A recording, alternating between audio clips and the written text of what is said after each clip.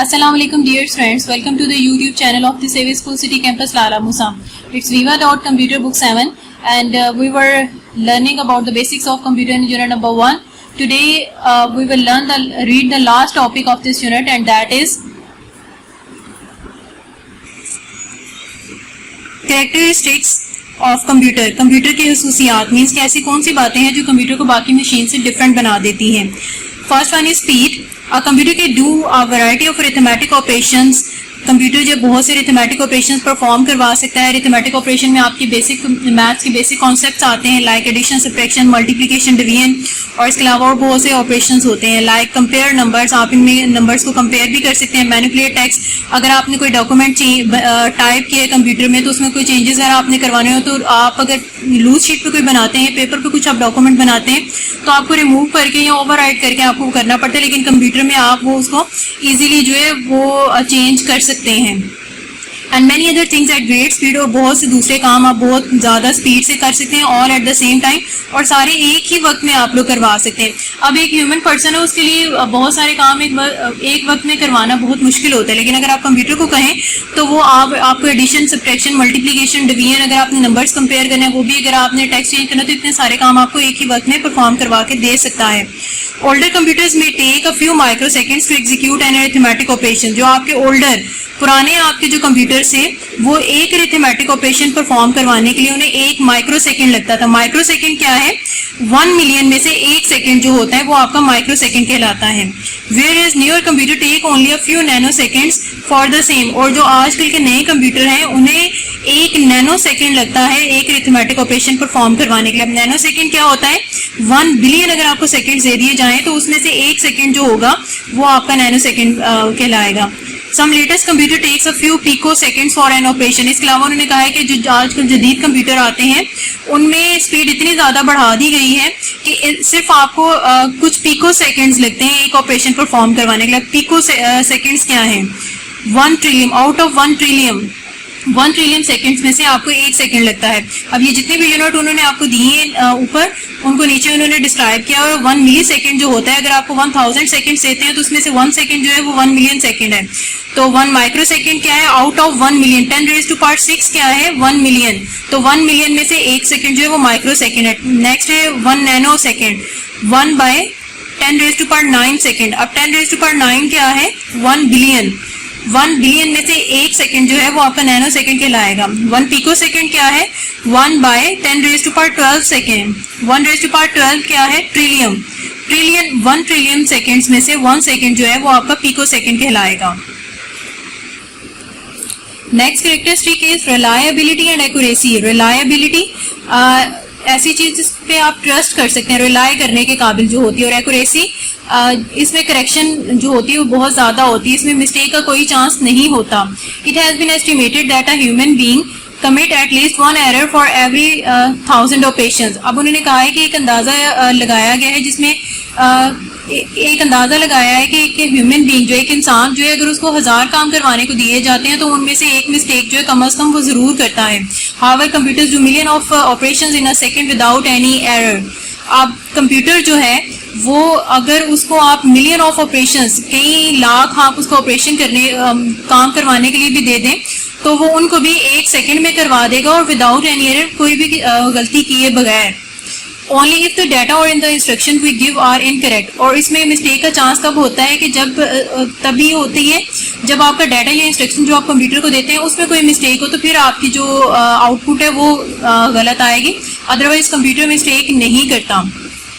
Then we can expect the computer to give wrong result. तो फिर हम उम्मीद कर सकते हैं कि कंप्यूटर हमें रॉन्ग रिजल्ट देगा. कब हम उम्मीद कर सकते हैं? जब हम कंप्यूटर को डाटा ही गलत देंगे. अगर हम डाटा सही देते हैं तो फिर कोई चांस नहीं है कि कंप्यूटर हमें उसका आउटपुट रॉन्ग दे. Computer perform perfectly depending on how accurate our instructions are. Computer जो है, कंप्यूटर कितना काम जो है वो परफेक्ट करता है या कितना काम वो एक्यूरेसी से करता है, इस बात के निसार इस बात पे है कि हमने कंप्यूटर को जो इंस्ट्रक्शंस दिए हैं, जो कंप्यूटर को डाटा दिया है वो किस हद तक दुरुस्त है. और next characteristic is memory capacity. इसके अंदर मेमोरी जो कैपेसिटी है वो बहुत ज़्यादा है. मीन्स के ये बहुत सी चीज़ों को बहुत ज़्यादा देर तक याद रख सकता है. Enormous amount of data can be stored in computers and retrieved almost instantaneously. Computer बहुत ज़्यादा अमाउंट में जो डाटा है, ये बहुत ज़्यादा डाटा जो है उसको स्टोर कर सकता है, और जब कभी हमें ज़रूरत पड़े तो हम लोग इमीडिएटली या इंस्टेंटेनियसली हम लोग उसको दोबारा से हासिल कर सकते हैं। कैपेबिलिटी टू बी प्रोग्राम, इसके अंदर प्रोग्राम बनाने की कैपेबिलिटी भी होती है, यानी कि सलाहियत होती है। कैपेबिलिटी मीन्स सलाहियत। A computer is a set of instruction given to the computer. Program जो है वो सेट ऑफ इंस्ट्रक्शन होता है जो कि हम कंप्यूटर को देते हैं। If a computer is program once, अगर एक कंप्यूटर को हम लोग एक दफा प्रोग्राम दे देते हैं, then the same program can be executed as many times as we needed. तो वो प्रोग्राम जो है हम जितनी दफा मर्जी चाहें उसको एग्जीक्यूट करवा सकते हैं। मीन्स कि उसको कंप्यूटर को जितनी दफा मर्जी चाहें हम लोग रन करवा सकते हैं। If a program is fed first and then the data are supplied, अगर हम कंप्यूटर को पहले प्रोग्राम देते हैं और फिर उसके बाद डाटा सप्लाई करते हैं, the computer does the execution in an orderly manner, तो कंप्यूटर जो है उसको एग्जीक्यूट भी इसी तरतीब से करवाएगा। And then give out the results, और फिर हमें जो है रिजल्ट इसके अकॉर्डिंग देगा। If we want to repeat the same process, अगर हम यही प्रोसेस जो है वो दोबारा करवाना चाहते हैं for another set of data, किसी और डाटा के लिए, we need not feed the program once again, तो हमें दोबारा से प्रोग्राम जो है वो फीड नहीं करवाना पड़ेगा। मीन्स कि हम लोग कंप्यूटर को एक दफ़ा प्रोग्राम दे देते हैं। प्रोग्राम्स के इंस्ट्रक्शन, हम इंस्ट्रक्शन एक दफ़ा अगर कंप्यूटर में फीड कर देते हैं, उसके बाद डाटा चाहे हम लोग उसे चेंज करके जितनी दफ़ा मर्जी दे दें, तो वो पहले वाली ही इंस्ट्रक्शंस को लेके उसको एग्जीक्यूट करवाता जाएगा, हमें बार बार उसको इंस्ट्रक्शंस नहीं देनी पड़ेंगी। Next last characteristic is versatility, means कि वैरायटी या डाइवर्सिटी, बहुत ज़्यादा चीज़ें या बहुत ज़्यादा वैरायटी होना कंप्यूटर में, बहुत से मतलब काम वो करवा सकता है। There is no limitation for computer application, computer applications की कोई लिमिट नहीं होती। If a problem can be broken into a sequence of logical operations, अगर एक प्रॉब्लम को लॉजिकल ऑपरेशन के सीक्वेंस में ब्रोक कर दिया जाए, मीन्स उसको पार्ट्स में डिवाइड कर दिया जाए, then a computer can be used to solve that problem, तो फिर कंप्यूटर जो है उस प्रॉब्लम को सॉल्व कर सकता है। Nowadays computer are program to do a specific task, आजकल कंप्यूटर्स जो हैं वो खास किस्म के काम से अंजाम देने के लिए प्रोग्राम किए जाते हैं। These are called special purpose computer, और इनको हम लोग स्पेशल पर्पस कंप्यूटर भी कहते हैं। इन फैक्ट्रियों में for example computers are used to monitor the room condition including temperature. For example आपकी जो होती हैं फैक्ट्रीज, उनमें आपके रूम कंडीशन को चेक करने के लिए कंप्यूटर्स वहां पे फीड कर देते हैं, जो कि उसका टेम्परेचर चेक करते रहते हैं। This application is called the process control, और इस एप्लीकेशन को हम लोग प्रोसेस कंट्रोल भी कहते हैं। अब उन्होंने कहा है कि कंप्यूटर में बहुत सी वैरायटी होती है, वर्सटैलिटी होती है, कंप्यूटर में बहुत से काम हम इससे करवा सकते हैं, और इस हद तक ये टेक्नोलॉजी हमारी आगे चलेगी कि हम कंप्यूटर को किसी भी किस्म का प्रोग्राम देंगे तो वो करवा जाएगा। और ये इस हद तक पहुंच चुकी है हमारी टेक्नोलॉजी कि फैक्ट्रीज में आमतौर पर जब मशीन चल रही होती है तो रूम का टेम्परेचर बहुत हाई हो चुका होता है, तो वो कैसे उनको पता चलेगा, उसके लिए भी वहाँ पे उन्होंने प्रोसेस कंट्रोल सिस्टम जो है वो लगा दिया हुआ है, जिसमें भी आपका कंप्यूटर सिस्टम ही वर्क करता है, और वहाँ से आपको रूम की जो टेम्परेचर है या रूम कंडीशन जो है उसके बारे में पता चलता रहता है। और next topic is advantages of computer, computer के फवाइद। We use computer to save a lot of manual work, हम कंप्यूटर को बहुत सा मैनुअल वर्क, जो है मैनुअल वर्क क्या होता है, जो हम लोग हाथ से लिखते हैं, जैसे आप लोग अपने नोट्स बनाते हैं, आपकी टीचर्स आपके नोट्स वगैरह बनाती हैं, तो जो हाथ से लिखी गई चीज़ होती है उसको मैनुअल कहते हैं। उस डाटा को सेव करने के लिए भी इस्तेमाल करते हैं। अ large amount of data can be stored easily, एक बहुत ज़्यादा अमाउंट में जो डाटा है वो आप आसानी से स्टोर कर सकते हैं इन द कंप्यूटर में। दस computer have become a necessity in the today's world, और इस तरह से आजकल जो कंप्यूटर है, कंप्यूटर जो है वो आजकल की दुनिया में एक अहम ज़रूरत बन गया है। Some benefits of using the computers are as follow, computer के कुछ फ़वाइद जो हैं वो नीचे दिए गए हैं। To save time and perform calculations quickly and accurately, computer से आप अपना टाइम बचा सकते हैं, और फिर जो आप जितनी भी आपकी कैलकुलेशन है वो बहुत तेज़ी से और बिल्कुल एक्यूरेटली सही तरीके से परफॉर्म करवा सकते हैं। मीन्स कि उसमें मिस्टेक का कोई चांस नहीं होता। टू अवॉइड मिस्टेक्स, इसमें मिस्टेक्स आपकी नहीं होती, मिस्टेक से बच जाते हैं आप। To get result printed out neatly, जो आपको रिजल्ट है उसका प्रिंट आउट जो मिलता है वो हमेशा नीट होता है। जैसे आपके कंप्यूटर में आपने कुछ भी टाइप किया है, तो आपने जल्दी में भी अगर किया है, तो वैसे तो आप लिखेंगे जल्दी तो आपकी हैंड राइटिंग गंदी होगी, लेकिन कंप्यूटर पे आप जितनी मर्जी स्पीड से कर लें, राइटिंग स्टाइल आपका एक ही होता है, इस तरह से आपका जो प्रिंट होता है वो नीटली आपको मिल जाता है। To store a large amount of data, data बहुत बड़ी अमाउंट में डाटा को स्टोर करने के लिए भी हम लोग कंप्यूटर को यूज करते हैं। Okay students, now come to page number 7 to solve its exercise.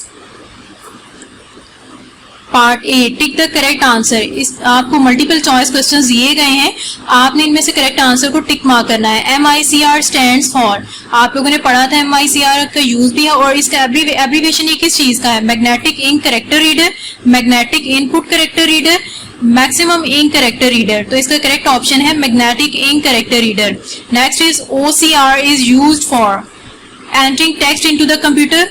Computer में जो आप टेक्स्ट, जो आप डॉक्यूमेंट्स लिखते हैं उनको एंटर करने के लिए। Read the magnetic characters, reading the optical signals. तो इसका करेक्ट ऑप्शन है entering text into the computer. Third one is bar code reader is a device use for. Bar code reader जो होते हैं वो किस लिए यूज किए जाते हैं? Reading bar codes, reading magnetic code, storing data. तो बार कोड रीडर है तो वो किस लिए यूज किए जाएंगे? Reading bar codes, bar code को रीड करने के लिए। Information on check is sorted using. Check के ऊपर जो आपकी इंफॉर्मेशन होती है वो किसके जरिए जो है हम वो सॉर्ट आउट करते हैं या ढूंढते हैं। कुछ कोड्स होते हैं ना चेक के ऊपर, मैंने आपको बताया था, वो किसके जरिए हम लोग उनसे इंफॉर्मेशन ले सकते हैं। तो वो आपकी डिवाइस क्या है? MICR। Other options are OCR, OMR। तो हमारा करेक्ट ऑप्शन क्या है? MICR। Dash is a device use for creating high quality graphics. इनमें से कौन सी आपकी डिवाइस है जिसमें आप हाई क्वालिटी ग्राफिक्स जो है वो प्रोड्यूस कर सकते हैं? प्रिंटर तो आपकी बहुत छोटी डिवाइस है। MICR जो है वो आपकी चेक्स को और जो आपके क्रेडिट कार्ड होते हैं उनसे इंफॉर्मेशन लेने के लिए यूज किए जाते हैं। तो करेक्ट ऑप्शन आपका क्या है? प्लॉटर। इससे आप हाई क्वालिटी ग्राफिक्स यूज ले सकते हैं easily. Dash is an output device. इनमें से आउटपुट डिवाइस कौन सी है? The OMR and mouse are both input devices while plotter is output device. Primary memory is also called. Primary memory को क्या कहते हैं? इंटरनल मेमोरी, जो कंप्यूटर के अंदर पहले से होती है। Now turn to the next page, part B, fill in the blanks, खाली जगह पूरी करें। Primary memory is also called dash memory. Primary memory को इंटरनल मेमोरी कहा जाता है। सो राइट इंटरनल है। Dash memory is non volatile. कौन सी मेमोरी है जो नॉन वोलेटाइल है? मीन्स कि जिसमें डाटा गायब नहीं होता, सेव रहता है, तो वो हमारी मेमोरी है secondary. Dash memory is volatile. और वोलेटाइल मेमोरी आपकी कौन सी है? जिसमें मीन्स कि डाटा सेव नहीं रहता, तो वो क्या है? प्राइमरी।